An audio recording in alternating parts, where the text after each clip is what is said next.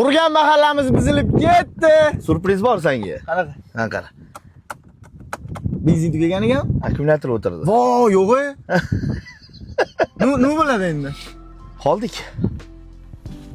Vo, nasringizni. Maslahatinglar kerak faqat.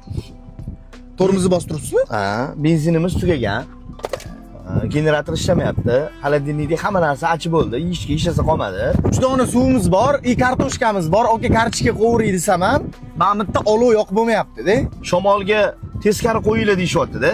Yo, shamolga teskari qo'yib bo'lmaydi. Bu yerda boshqacharoq shamol ekan. Bunaqasi ekan, bunaqasi ekan, bunaqasi ekan, bunaqasi ekan shamol bo'lar. Hojatxonamiz buzilib ketib bo'lgan. Oshxonamiz chochilib ketgan. Palatkani ichiga kirib ham bo'lmaydi. Xo'p, endi qara, savol.